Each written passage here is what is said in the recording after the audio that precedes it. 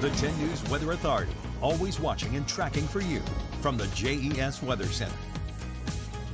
Good morning, everyone. Here's a live look at our New College Institute Skycam out in Martinsville, where temperatures are right at 33 degrees, not dealing with any winds, maybe a light breeze at times between about 3 and 5 miles per hour.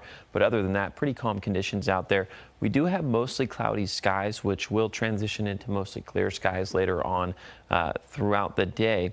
But temperatures out there this morning, adding a little bit of below freezing temperatures out there. So dealing with some patchy frost in some of our neighborhoods right around the Roanoke area, the Lynchburg area, everywhere in between, like Forest and Bedford.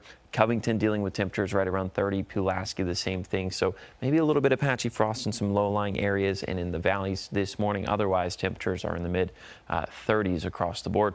Walking planner for the dogs looks all good to go. Notice we are going to stay mostly cloudy through about 11 a.m. Then after that, we'll turn mostly clear, or at least start to transition to mostly clear skies. But temperatures going to be warming up pretty quickly, pretty rapid increase in temperatures. We're at 53 by 11 a.m. and then maximum highs this afternoon get right up to the mid 60s. Again, south side, some areas pushing the upper 60s, possibly even a 70-degree mark later on this afternoon as an area of high pressure starts to build in just to our south. Otherwise, the New River Valley gets to 61, the Highlands 64, Roanoke and Lynchburg max out at 65 degrees this afternoon.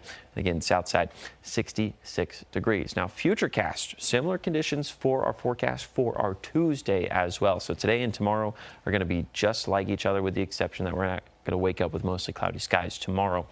Once we get to Wednesday, that's when things start to change just a little bit. Starting off will be mostly cloudy right around 10 a.m. to about noon is when a lot of cloud cover starts to build in. Then by about 5, 6 o'clock, isolated showers start to build in, thanks to the proximity of this warm front. So we're going to have a southerly flow, which is going to aid in moisture from way down south. It's also going to aid in some warmer temperatures and some warmer air. However, because of the cloud cover, afternoon highs are not going to get that warm.